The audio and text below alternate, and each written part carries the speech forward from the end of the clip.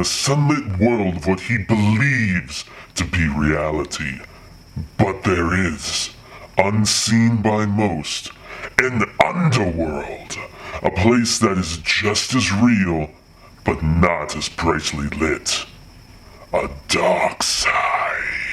Bienvenidos, Fright fans across the globe. Welcome to the horror show. I'm Jaime En Fuego here for the fourth installment, numero cuatro, of the month of October, a special bit of programming here for the horror show where I'm covering the entire Tales from the Darkside series, all 90 episodes, and then we're going to have a bonus episode about that film that also had 3 stories in it. So naturally, we're going to be tackling 3 stories a day so that we can get through this entire spooktacular month proper. Now, the reason for this coverage is because last year in 2015, I went through the entire Tales from the Crypt series, all 93 episodes of that, and the 3 films, and so I was like, man, there has to be something else awesome anthology-wise, because I love anthology horror, whether it's Twilight Zone or in later years Masters of Horror, and, you know, Tales from the Crypt being possibly my favorite, but with Darkside preceding it and George Romero being behind it after doing Creepshow, I was like, okay, the numbers, they even out well, and this will be some cool coverage on the horror show. But hey, let's get to this, the 3 episodes today. Anytime I'm covering something and leading the proceedings, whether it's here on the horror show or my own channel, Infuegotainment, we always like to go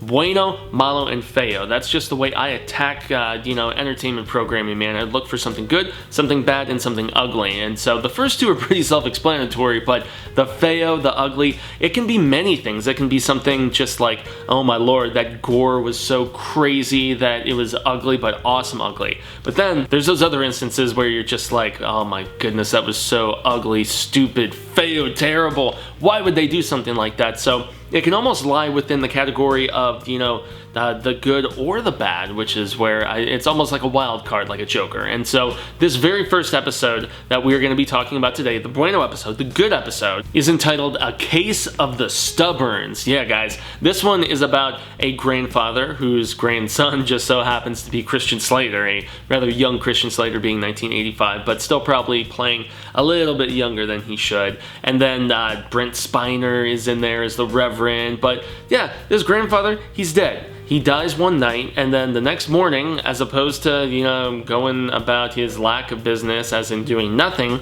he's awake. He's out for breakfast, he's ready to get on down, eating some sausage and biscuits and eggs and stuff like that, and both his daughter and Mr. Little Slater are flabbergasted, and they're just sitting there thinking, how is this possible, and they're wondering if they're smelling something. And as the episode progresses, he is just as stubborn as the title implies, and he refuses to go down. And this is based on a Robert Bloch short story, who everybody knows wrote Psycho and various other, short stories especially. He was a homie of Hitchcock's, and Stephen King, worshipped at the feet of Mr. Robert Bloch. And so, yeah, him having a hand in this story, he was the person who originally wrote it, and then it was adapted by somebody else to screenplay. But yeah, nonetheless, with some big names and with a very interesting writer behind it, this episode was damn good. And it wasn't super scary, it was just kind of odd and ironic that somebody would be so stubborn that they wouldn't even want to die. And so, yeah, there's going to be a twist of some sort in here, being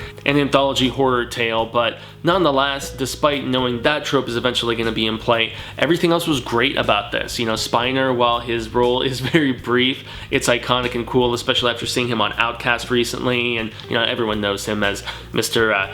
Data and Lore, actually, and Noonien soon, and I'm not going to geek out here, I'll save that for Infuegotainment. But yeah, guys, the first season episode, A Case of the Stubborns, was really righteous, very enjoyable. And so we're going to get into the Malo now, guys, the bad episode, and this is where between the other 2 that I watched, it was really just kind of tough to determine because they were both silly. And while there was some humor involved in the previous one about, Mr. Stubborn Grandpappy, that one was more almost like dark humor, whereas the next 2 were just goofy, and it's something that Tales from the Crypt unfortunately found itself doing from time to time. So I guess since I'm being put on the spot and I have to decide right now, the Malo episode is going to be all a clone by the telephone, and this one almost was the ugly. Even as I was sitting here thinking, because the last 2 were interchangeable, I was like, okay, it's got to be one of the 2. They're similar in their gooftastic tone, but yeah, it's going to be this one with Harry Anderson, who I think is an awesome actor. I mean, everybody knows beep, beep, Tate Ritchie from the It miniseries, and then he was on Night Court, and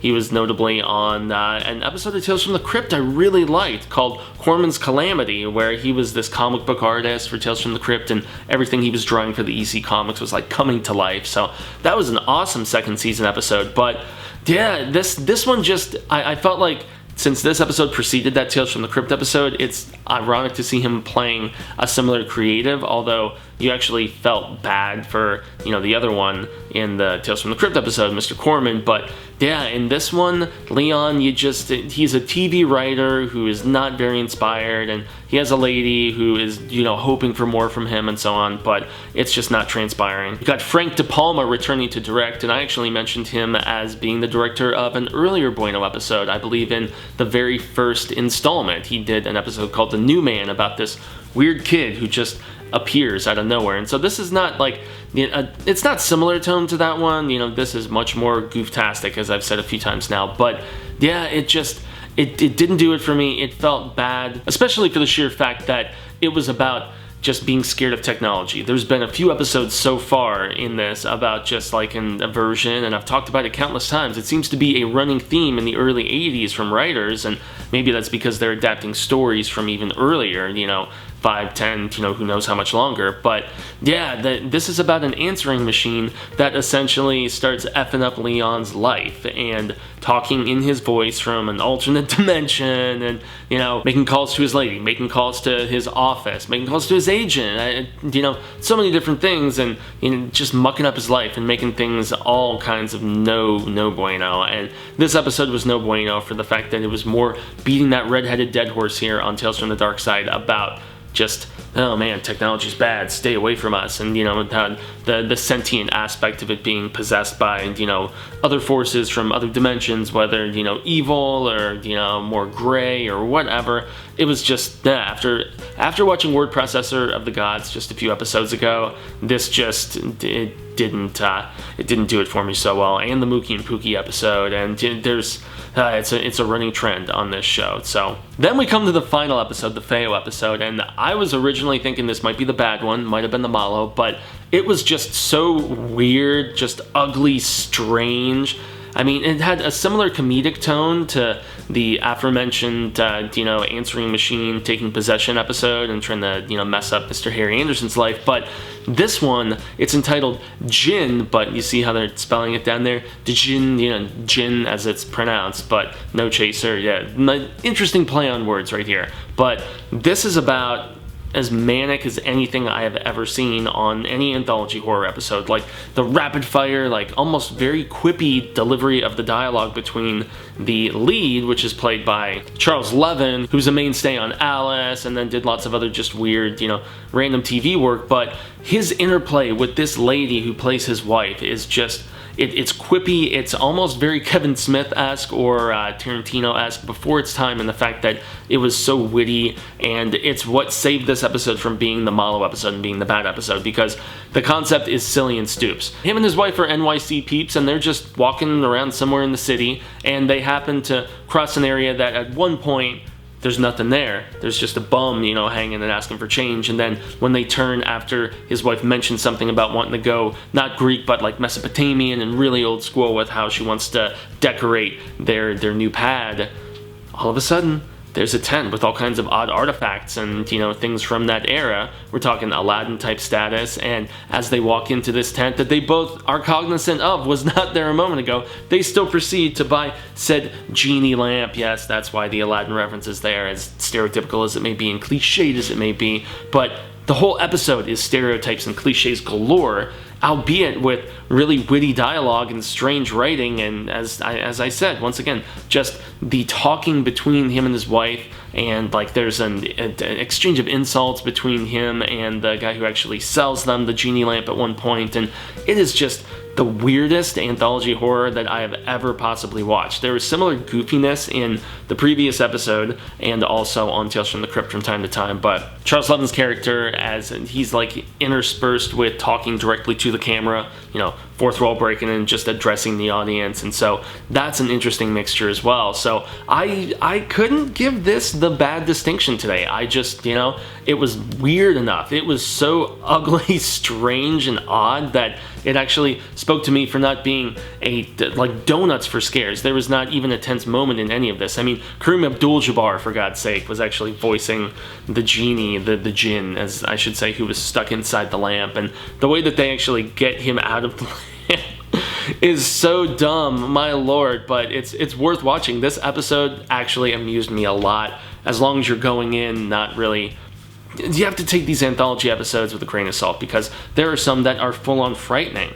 I haven't really seen very many so far here for the Dark Side, but, you know, in various others like the Twilight Zone and, you know, Tales from the Crypt and Masters of Horror, some of my personal favorites, you know, that some of them creep into it, some of them mix the humor and the horror, and this one was just all humor. So it probably isn't for everybody, but for me it worked and it was funny. So I can extend the grande gracias for y'all tuning into, that's right, episode 4, and these are still coming out daily as the month goes along. I'm Jaime En Fuego. You can find me on Twitter, Instagram, Facebook, and obviously YouTube, so do the like, share, subscribe thing, and porfa y gracias, do the same thing here for us on the horror show, especially in the month of October, where we are putting out between 2 and 3 episodes a day. I think we're doing at least a trailer reaction every day. We've got this coverage here about Tales from the Dark Side. George A. Romero, shout out, I had a great time speaking with him last year at Scarefest in Kentucky, and then we're also going to have a regular episode, a film review or a podcast, or, you know, we keep it fresh and we are vigilant with our coverage. So once again, everybody, gracias. Thank you so very much for tuning in. But be sure to remember, the dark side is always there, waiting for us to enter, waiting to enter us. Until next time, try to enjoy the daylight. And remember, stay scared.